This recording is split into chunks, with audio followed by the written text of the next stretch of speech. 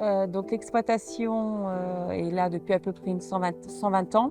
C'est une ferme qui initialement avait à peu près 130 hectares et aujourd'hui elle est à une petite centaine d'hectares, 125 animaux, dont 65 à 70 vaches laitières à traire et quelques génisses. La particularité d'exploitation, c'est d'avoir un cheptel essentiellement composé de pie rouge.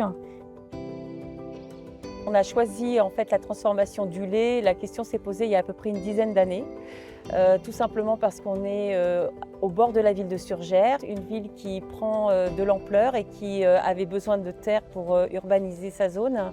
Ce qui fait qu'à un moment donné, n'ayant aucune possibilité d'agrandissement, perdant des terres, il a dû falloir faire un choix.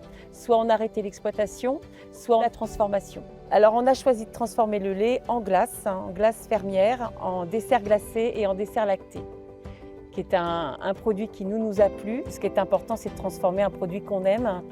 C'était comment est-ce qu'on pouvait, nous, se démarquer et proposer un produit qu'on ne trouve pas beaucoup en Charente-Maritime encore.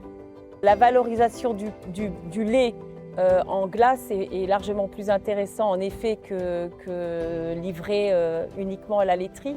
Oui, ça ne compte pas pour du beurre de faire du bon beurre parce qu'en effet, derrière, c'est beaucoup d'investissement, c'est beaucoup de travail, c'est beaucoup de sacrifices. L'éleveur laitier, il n'est pas que seul, il a aussi une famille. Et il ne faut pas oublier que quand on est agriculteur, on a aussi toute une partie administrative. Éleveur laitier, c'est pas je m'occupe de mes vaches. Ce serait si simple. Si on ramène le temps passé sur son exploitation à la rémunération, clairement, ça compte pour du beurre de faire du bon beurre. Ça compte pas pour du beurre de faire du bon beurre si on le fait avec passion. Mais on ne peut pas faire ce métier si on n'est pas passionné.